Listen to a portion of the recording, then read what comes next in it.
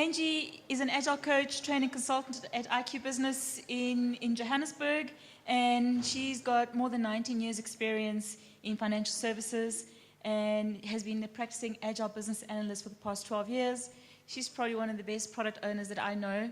I've had the privilege of working with Angie for quite a while, even when I wasn't at IQ, when I was at Investec as well. And today Angie's going to talk to us about lightweight documentation. So, Traveling Light, the pros and perils of lean documentation by Angie Doyle. Let's welcome Angie with Traveling Light. Thanks, Regina. Okay, can everybody hear me? This thing feels... Okay, cool. So like Regina said, I've got 15 minutes. I'm going to jump straight in. So when I decided to do a talk on lightweight documentation, I did some research into the etymology of the word right. And when I took a colleague through this presentation a while ago, he thought I said entomology. That's the study of insects. I'm not talking about that. Etymology is the origin of words. And right actually comes from an Old English word called written, which means to score or to form.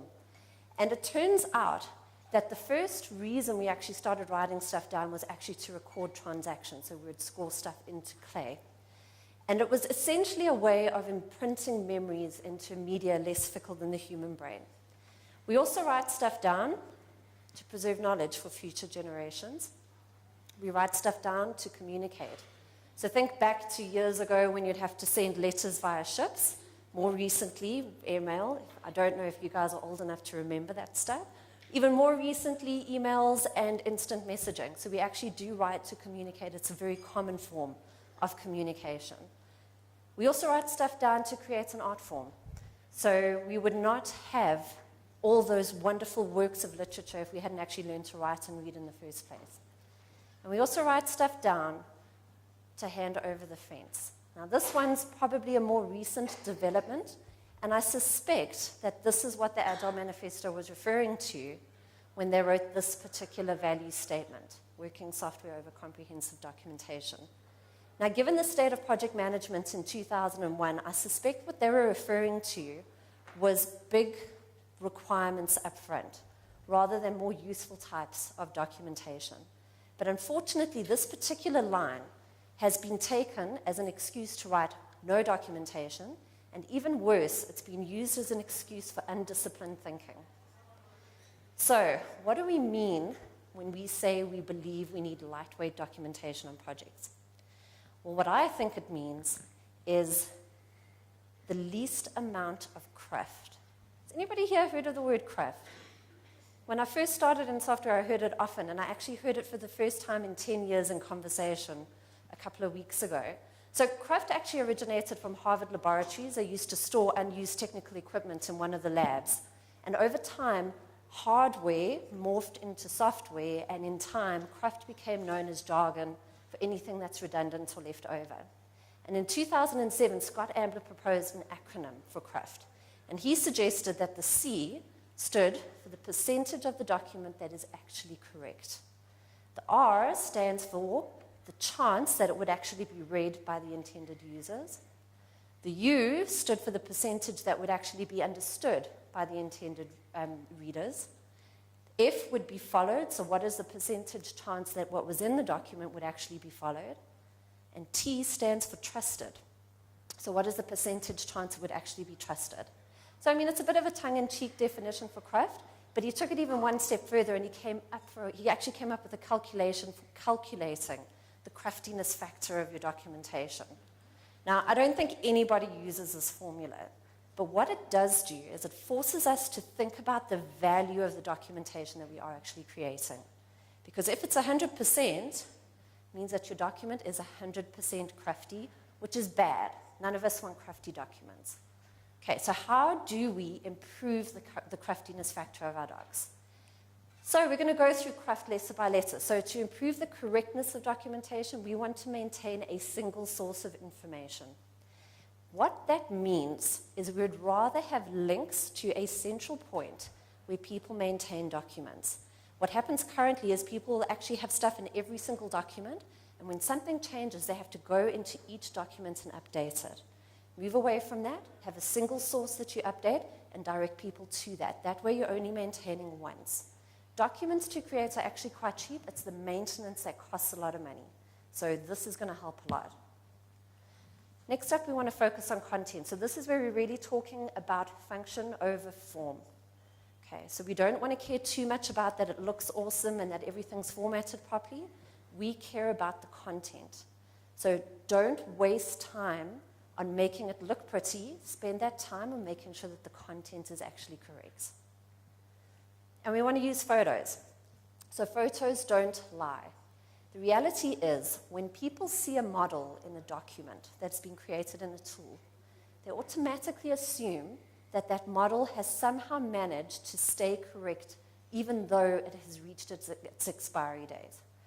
When people see photos, they will understand that at the point in time when the photo was taken, the information was correct, and that it may no longer be. So rather use photos as much as you can, rather than putting it into a model. And document stable, not speculative concepts. So goodbye big requirements up front. We actually only want to spend time documenting things once we've built it. We don't want to document what we speculate or what we think we're going to build by documenting everything up front. Okay, so we want to then move on to make sure that it is actually read. So if we're going to take the effort to actually create documents, we want to make sure people actually read them. And we have to understand our readers in order to do that. We need to know why they are using our document, and we want to write with them in mind. Okay. Most importantly, we want to write like we speak, which is like a human. Okay. I don't know if any of you have just jumped out of an 18th century portal, but I suspect not. When people write with incredibly ornate language, like herewith please find enclosed the aforementioned documentation, like it's rubbish. We don't speak like that. Don't write like that. Keep it appropriate and informal, but you don't have to write like you're out of the 18th century. And we want to include only useful information. People know when you are wasting their time, and they will stop reading your document if you include unnecessary stuff in there. Next up, we want to get to understood. So to make sure that our document is actually understood by our readers, the best way to do it is to actually read it aloud to yourself. That's the best way to identify if your grammar is even good. Okay, and I'm not talking about reading it in your head. You actually have to say it aloud so your ears can hear it. The next way you get feedback is you actually bounce it off of a colleague, and you ask them to identify the top points in your document. If they can't tell you what it is, your document has failed and you should go back to scratch. Okay. Next up, we want to avoid jargon, abbreviations, and BizSpeak. I can say this next statement. These don't make you look clever. They make you look like a consultant. Avoid it. Okay. And maintain a glossary. So just like we were saying earlier about maintaining a single source of information, your glossary should be the same. Glossary should be something kept in a wiki that anybody and everybody in your team can actually update. This is what's actually going to help you increase understanding of the lingo that you use in your environment. And finally, we want to use simple models. Simple models do not mean low-quality thinking. Okay, simple models are actually a lot harder to create than really complicated models. So Mark Twain once wrote a letter, and he apologized to the reader, saying, "I'm so sorry I've written you such a long letter, but I do not have time to write you a short one." Simple models take a lot longer to create than complicated ones. So if you are going to create a model, make sure that it is simple as it can be while still communicating the concept. Okay, to make sure that our documents are followed, obviously we want to lead with conversations. We don't want to lead with a document. Okay, this is where our user stories come in, that reminder to have a conversation about a requirement. And we want to capture high-level information, not details. If you go into too low a level of detail, people will automatically assume that no further conversation is actually required. And we want to avoid that as much as possible. So keep your documentation high level, unless it is something that needs to persist beyond the scope of your project, and we're going to talk about that just now. And don't document before it's needed. The reality is, we always recommend that you go in with the least amount of documentation you think you can actually get away with, because if you need to create more documents, you can always come back and create them, but you can't come back and reclaim time spent on documents that nobody ever uses. Okay, so rather go in with less than you think you need. And finally, the last part of craft is trusted. So we want to take an evolutionary approach. So same thing, we don't want to make it perfect. It just needs to be good enough to hand over to the next player. And if we spend too much time, it takes us too long, and actually your first version may have been correct. So you just need to get feedback, and if you need to add in content, take that feedback and take it into account and do your next version. And finally, we want to use examples and make these very realistic live examples you'd actually get in most scenarios.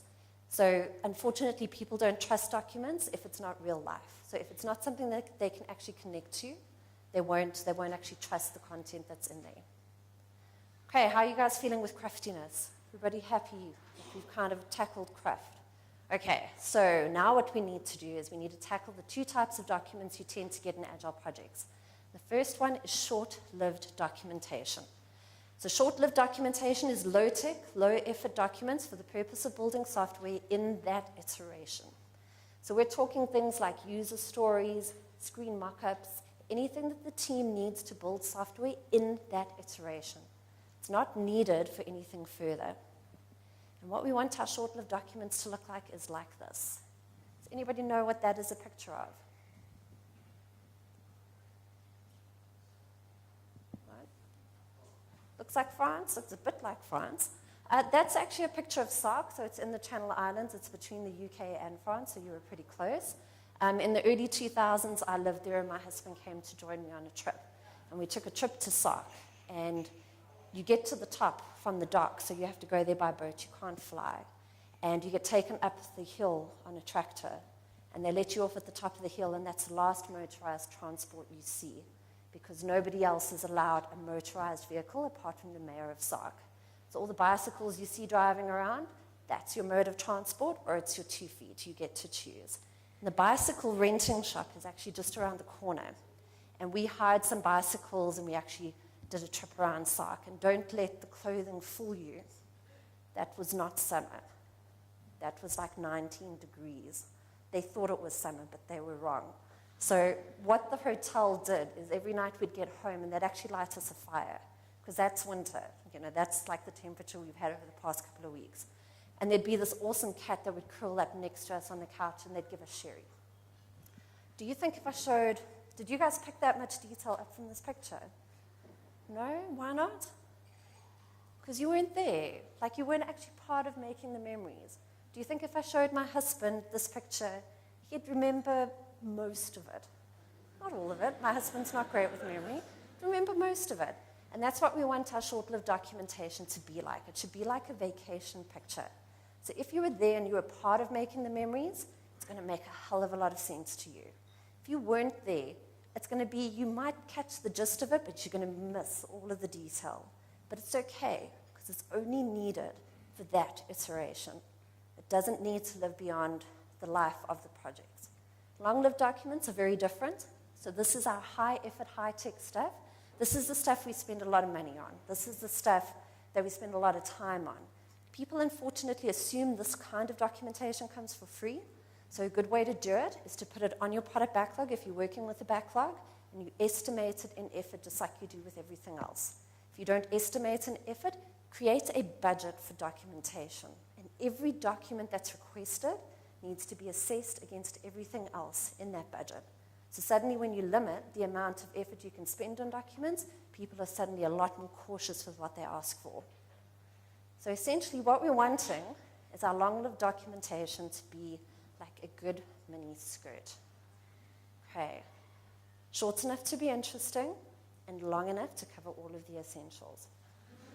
Okay, thank you.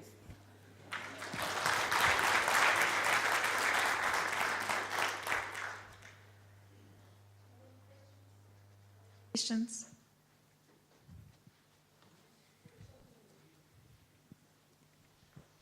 What do you think of using something like Slack for iteration documentation?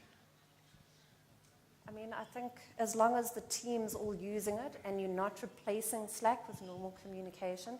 So I don't know if you're in Sam and Karen's talk, we obviously value face-to-face, but if you are a distributed team, you're probably going to rely on something like Slack. As long as it's not replacing a conversation that you're going to have and you're not taking it as another form of handover, I don't see a problem in using it, and I've worked with teams that have used it really successfully. So what usually people are worried about is if they need to document that as like a record for like a release plan or release notes or something.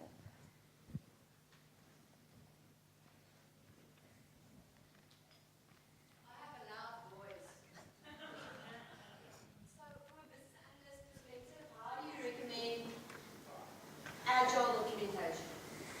Because I've got analysts and I do documentation.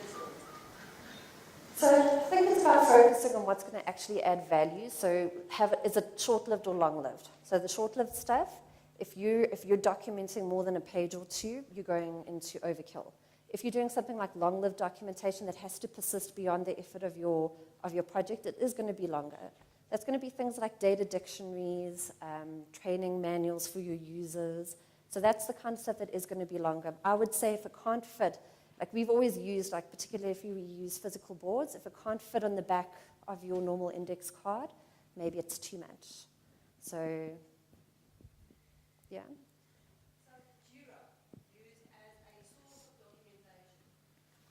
So if Jira is being used to hand over documentation, again, it's going to be a problem. If your BAs, so the reality is BAs need somewhere to store their working papers. It's one of the biggest concerns BAs have on Agile projects is they produce a lot of models as part of their analysis effort, and they want to retain it almost as like proof that they've actually done their analysis correctly. So they've just taken big stuff and they've broken it down smaller. So storing that kind of information on Jira, I don't see it being an issue as long as other people aren't expected to read it. So they might feel the need to still see it, because it's almost like they're proof that they actually thought through the problem correctly. Did that help, Suzanne?